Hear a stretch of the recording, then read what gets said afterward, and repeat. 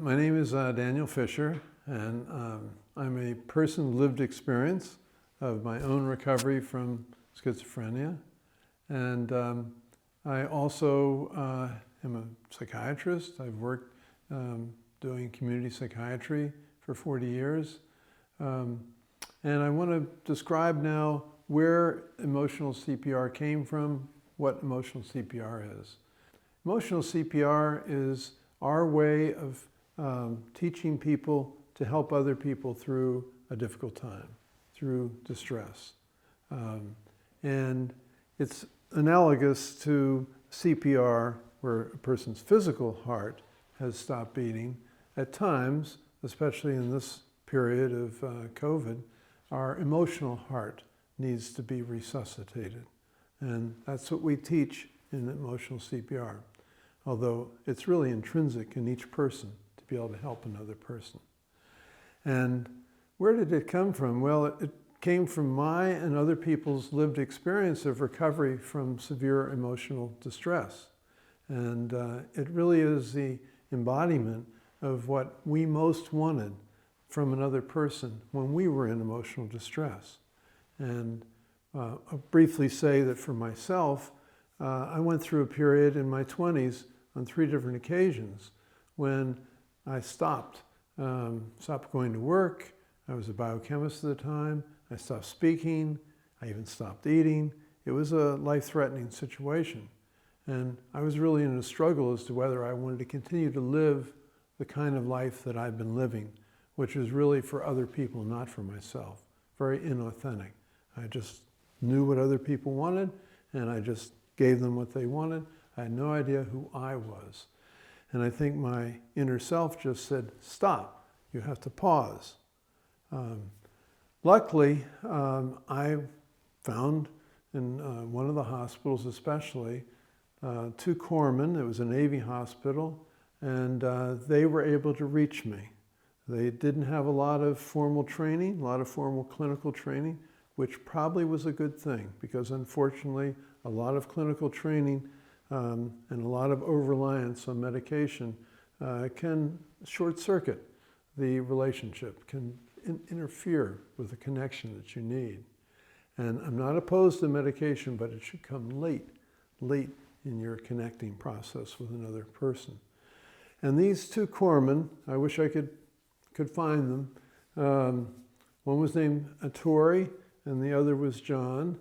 And they did what no one else could do. They reached me. And on one occasion, in fact, I was just stationary and staring straight ahead. And they had tried injecting me with medicine. They had tried giving me smelling salts, all kinds of things.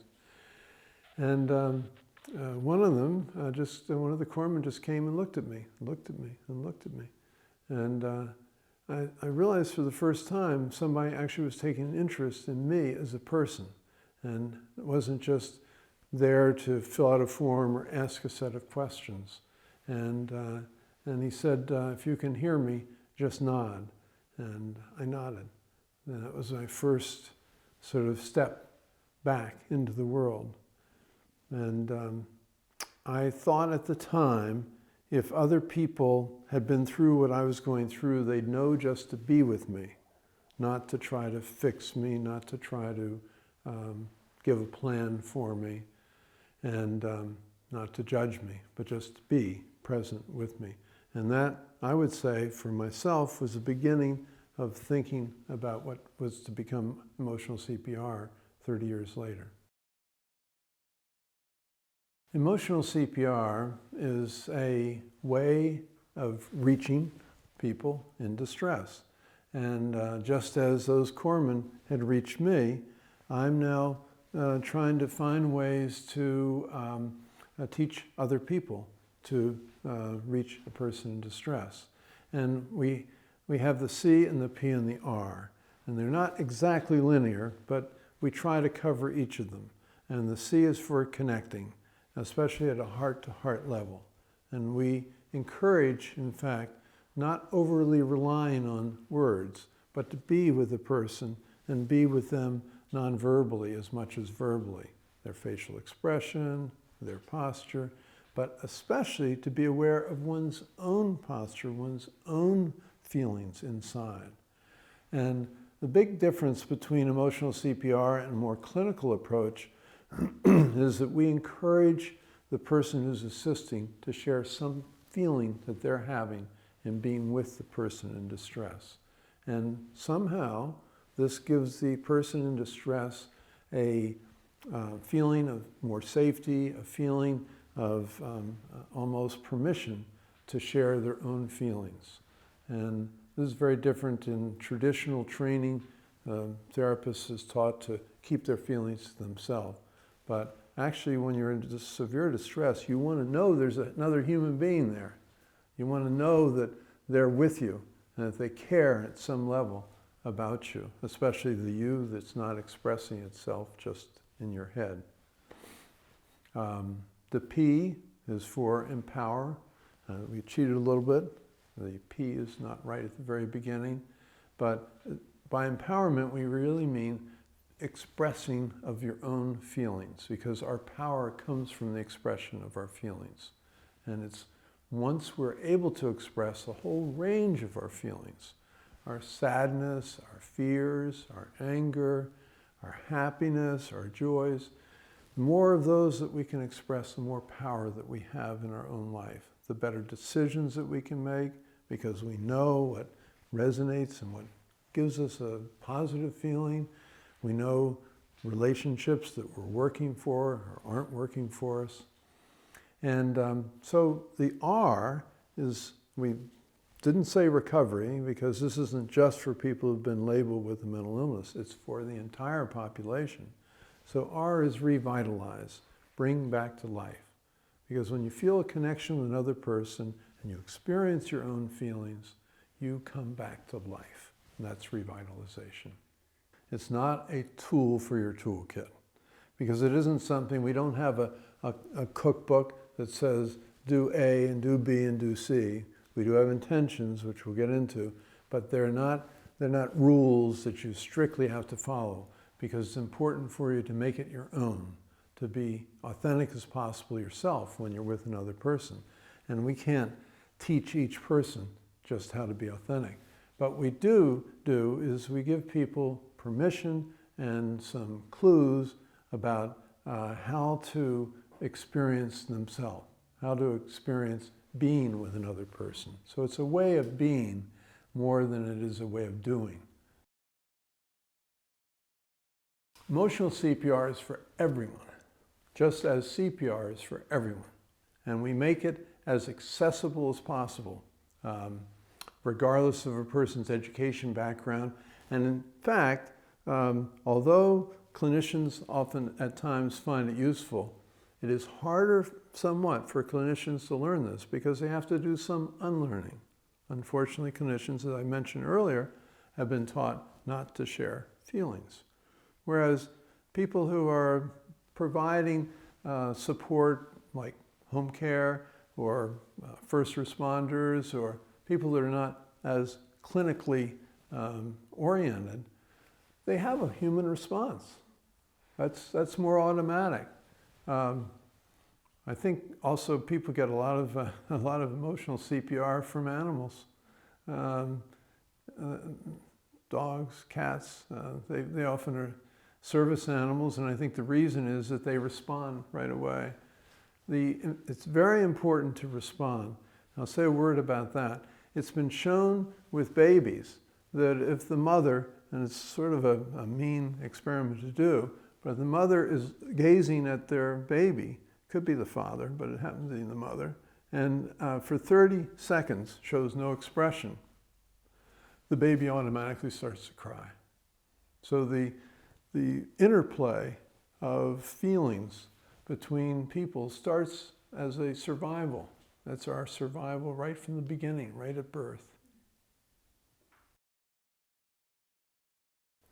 Our philosophy behind emotional CPR is that most emotional problems, most mental health conditions, in one way or another, are the result of trauma.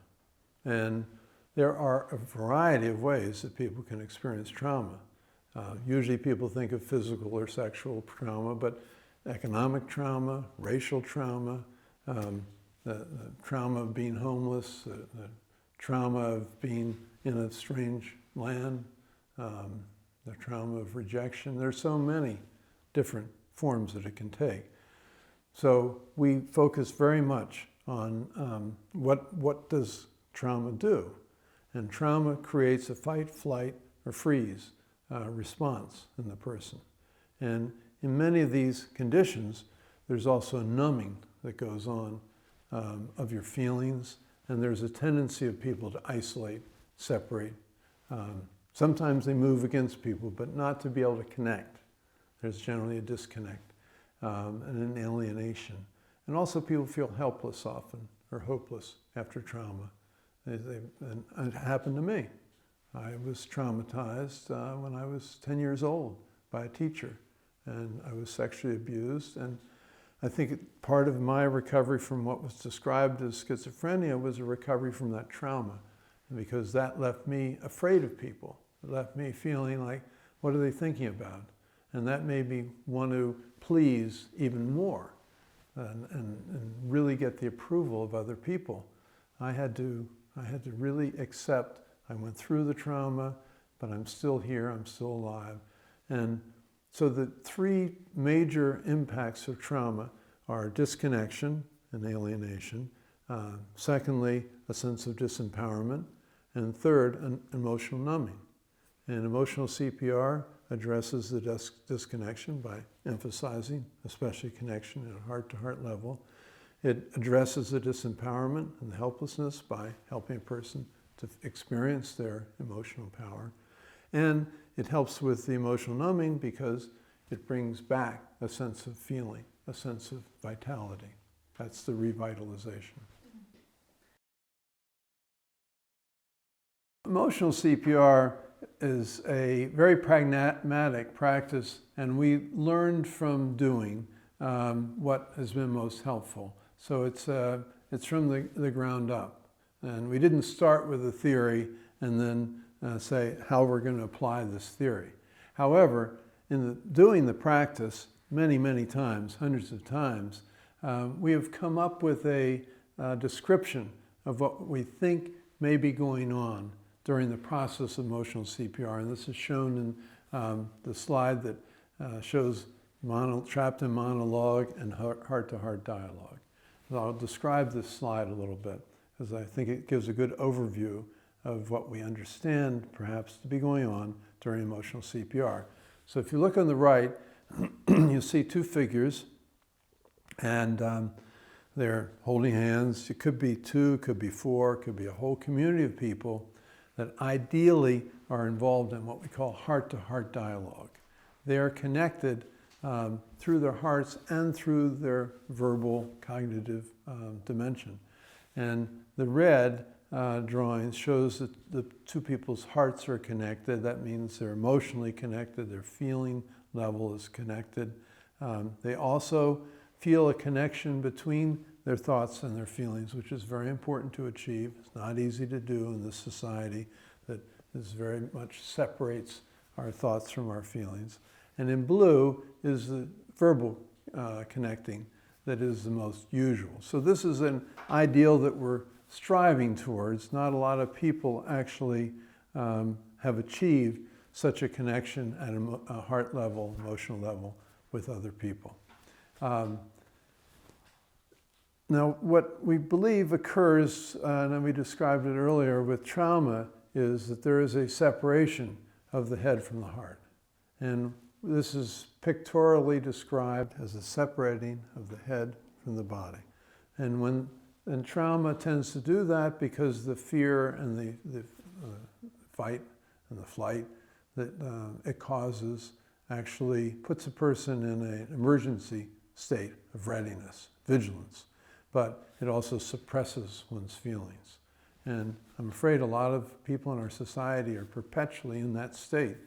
And you'll see the person on the left, we say they're trapped in monologue. They're trapped in one version of reality. Their version starts to become the version. Well, in fact, it's not really even their version. they're getting the master narrative version from society at large, which tells them where they should be in society, what their position in society is, and that they should just be cogs in the great machine of society. You also see that the person's body is in dotted lines, which is a representation. I mean, I drew this. I actually wanted my younger daughter to draw it, but she said I had to draw it. And the dotted lines are representation of the person not feeling fully grounded, not feeling really in day-to-day reality. So that's really very much the impact of trauma. And emotional CPR, with the connecting and the empowering and revitalization, is to help the person out of their monologue, out of their one version of reality, into a heart-to-heart dialogue, which enables them to see different perspectives, different points of view. That's what we try to achieve in emotional CPR. It occurs in two dimensions. One is between oneself and other people. So it allows for a connecting with people of diverse backgrounds, and widening your point of view means that there's a possibility really of accepting, or at least understanding, different beliefs that people have and being able to live with them more readily and decrease racism, decrease discrimination. It also helps in the connecting with oneself, so that the variety of points of view within oneself, the variety of selves in a way that one have, are able to be integrated into a whole. And that enables you then to make decisions and to move forward in your own life. In the 12 years of developing and practicing emotional CPR, now we have over 100 trainers actually worldwide in as many as 10 different countries. We've learned that there are certain principles. They're not hard and fast rules about how to practice eCPR, but they're generalizations, and we call them actually intentions, that are helpful to keep in mind when you're with another person, just so that you can remember and remind yourself of certain directions that you want to go in. And these are directions. We want you to make it your own. We want you to embody it. So it's not like this is what you must do, ABC. But just bear in mind there are certain ways of being that are more helpful. And they're also helpful reminders to move away from what the default position that you will find yourself in. And those are the usual ways of helping other people. So the first intention is really that I will connect through feelings first, not words first. And a lot of that is nonverbal.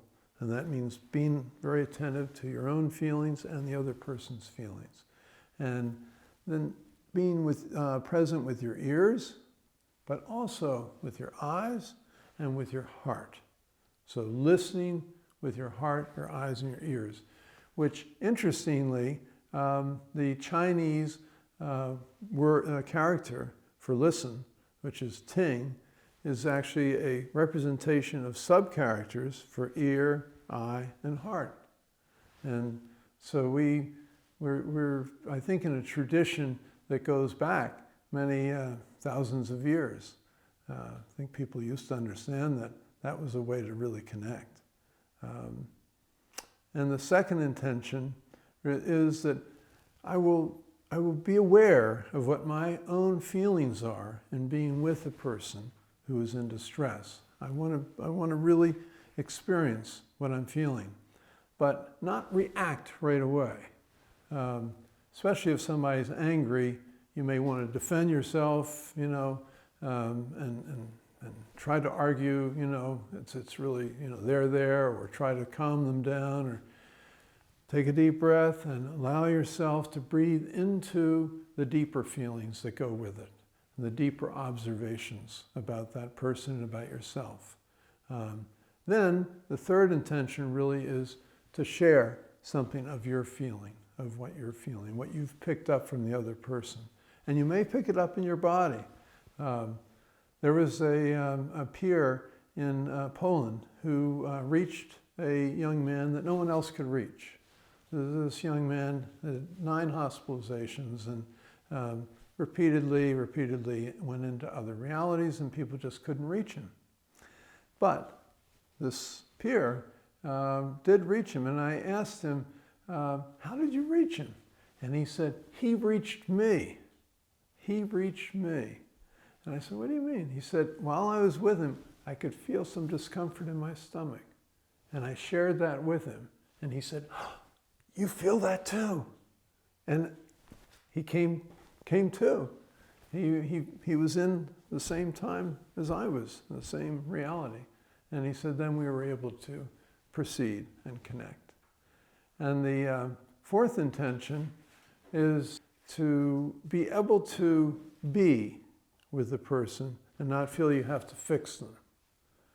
Very frequently, the default position you'll find yourself in is the one not only counselors are taught, but mothers and fathers and teachers and anyone who's ever tried to help another person is somehow taught in our society, oh, offer them this, offer them, some tea, offer them, breathing lessons, offer them, go for a walk. You're distressed. Oh, well, why don't you repeat certain phrases over and over? And all these tend to do is just they're there to reduce your own anxiety and being with the person in distress. You might be with somebody who's, anxious. That might make you anxious. And actually, I was in Australia one time and we were doing a real play, and the woman that was with me she was pretty anxious, but I was too. I was in a new country. I hadn't really presented before. And I said to her, sitting here, in all this group and everything, I'm a little short of breath and I'm a little anxious. And she said, you are too. And she said, oh, I feel so relieved to know that you're anxious too. I'm not the only one that's anxious. So try to be, and in that being, try to notice what your body is telling you. And then also don't feel like you have to give the answers right away. You're not there, to solve their problem. They're there to solve their own problem. So our fifth intention is really around empowerment. That's really when empowerment begins very much. If you find that you don't know the answer for the other person, which is almost always true, since they know much more about themselves than you do, you find yourself feeling that way, it's okay to express it and to experience it. Gee, I'm not sure what's best for you, but I'm going to stick with you, and we'll try to figure it out together, and that's the sixth intention.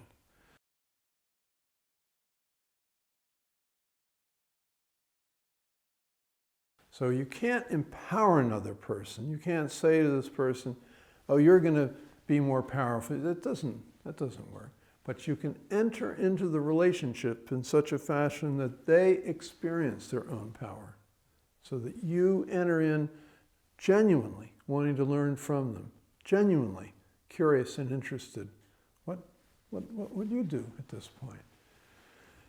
And usually the solution is there. And then the seventh intention is to authentically to engage in dialogue, and in doing so, both you and the person that you're assisting experience new life and new hope and new voice. When we started Emotional CPR, we talked about reflecting, and we had 2 people in dyad reflecting what they were observing, reflecting on what their experience was. And then we have additionally some people that observe, and we would ask them to reflect also. But we started to realize, and we were in fact reminded of it at one time I was presenting in Japan, and they said, we don't like the word reflecting. And we asked why. They said it implies supervision, observation from above, reflecting. It's not experiential. So we're like, oh, good point. So now what we discuss is that we try to resonate. And when we resonate with our feelings first. And reflecting tends to be later, comes a little later, what we think about it. But we're really emphasizing here the learning to resonate with the other person. And we've broken this resonating down into 4 different stages, although they don't go just 1, 2, 3, 4. So in stage 1, you'll see 2 people in the slide for stage 1 resonating. They're greeting each other. And often that'll start at the verbal level, and that's the dotted line between their mouth and their ear. They can't do much more than that because they both are cut off from their feelings. And I want to emphasize that emotional CPR helps in the growth and healing of both the person being assisted and the person who is assisting. Both can learn and grow through this. So in the second stage of resonating, you'll see that there isn't really so much verbal interaction that's going on. And in fact, it's really much more focused on the heart-to-heart. And you'll notice that the person who is assisting, who's on the left, is actually their heart is growing a little bit. And they are picking up the feeling, just as the peer from Poland did, picking up the feeling from the person in distress who's on the right. So you see, the person on the right is having some distress. They're not aware of it. They're still cut off. But the person who's assisting is starting to pick it up with their own heart.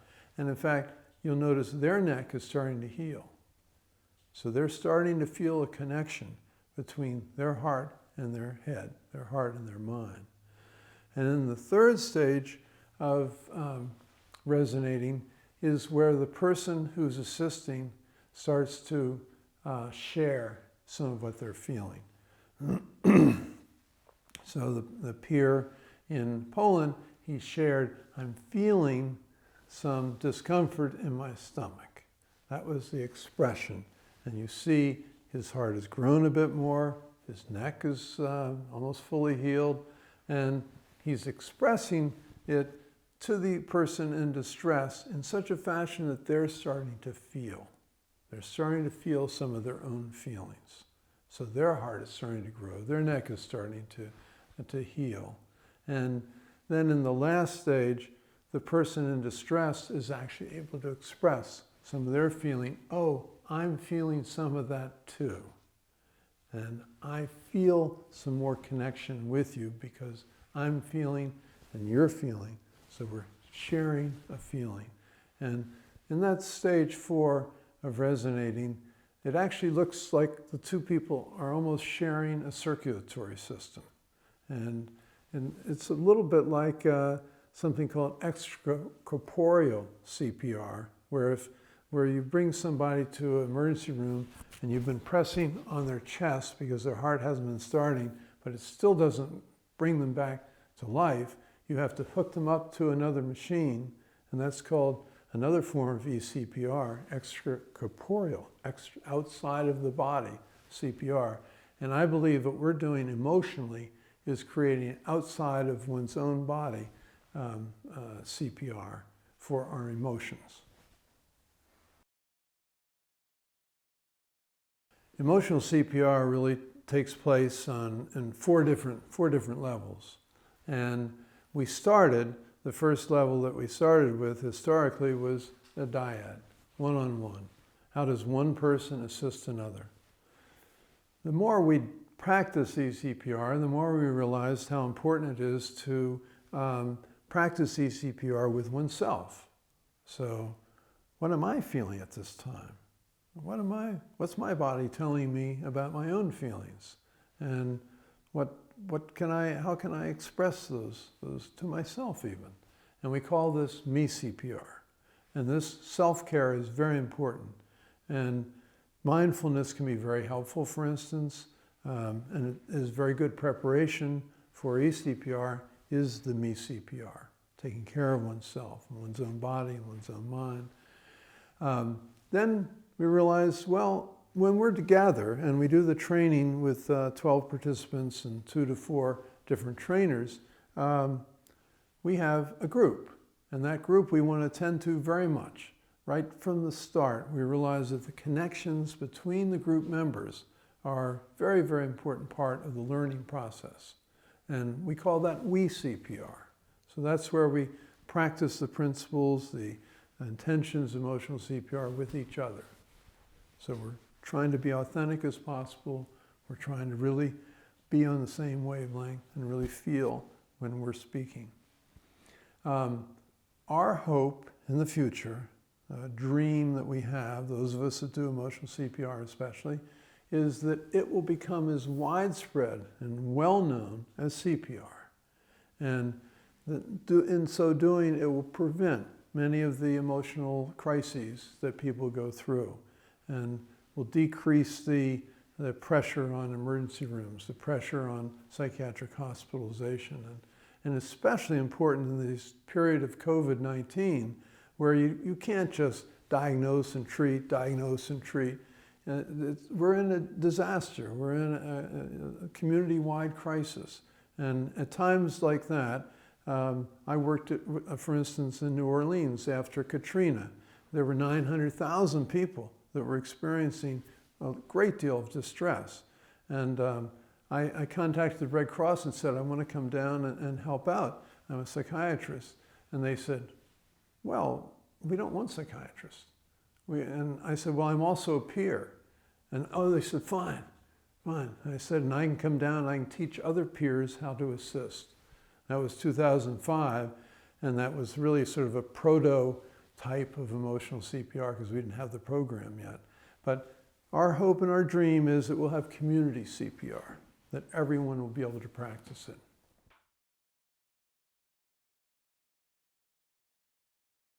I want to also describe what we're starting to understand about the flow of energy and the flow of life within the group.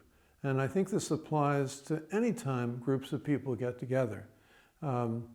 This particular understanding grew from a practice. It was actually in Poland, and I was doing a real play with another trainer, and I was expressing my distress, and then they started to support me, and then they started to express what was distressing to them. And this often can happen, by the way. You may find that you're assisting someone, and then it's reciprocal. As they start to feel empowered, they start to express some of their feelings. You go, oh, I've had some of those feelings too. And at the end of the day, one of the participants came up and said that she could feel every feeling that we seem to be feeling. And she said that she could even see the flow of energy between us. So that I drew this drawing that night and brought it into the group the next morning. And I asked, any other group members experience this? And almost everyone said they felt the flow of energy.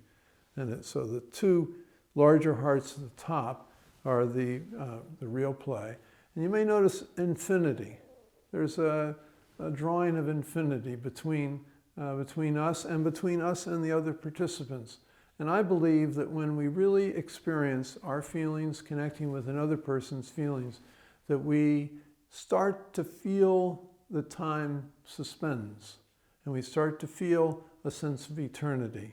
And no longer is time of such great worry, which personally for myself, I'm 78, and I'm like, how long am I going to live? And I don't really worry about it now because practicing eCPR, which becomes a way of life, by the way, it isn't something you just practice when somebody is in distress. You find yourself practicing it just day to day. I kind of feel more in touch with eternity. I also want to address how emotional CPR can be helpful for assisting people who are thinking of suicide. And typical training for suicide prevention emphasizes asking questions, which ultimately some of those questions are important about the severity of the person's thoughts of suicide, how long they've thought about it, how lethal a weapon they might think about.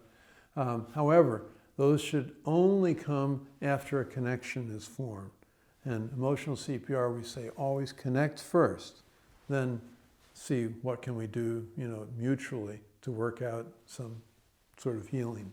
I'll give an example. There was a young man who was on his way to the Golden Gate Bridge, and he's told his story publicly, so I can say his name's Kevin Hines. And he got to Golden Gate Bridge, and he climbed the fence that's on Golden Gate Bridge, and he jumped 200 feet down off Golden Gate Bridge with the intent to end his life. He said, but he survived. He's one of 20 people that survived such a jump.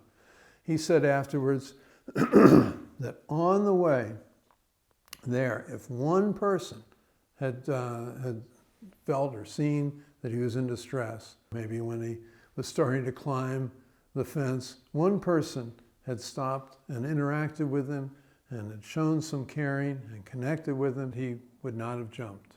And many people who call, hotlines or who, really are feeling very desperate, if they know there's just some way they can connect, it can make a huge difference. But you should realize we can't reach everyone, too, in the biggest of hearts. But I believe that this will increase, and I've seen that it improves the capacity to reach people who otherwise wouldn't be reached. I want to say a closing word about emotional CPR in this era of COVID-19. It's also important to recognize there's been a big psychological impact of COVID-19.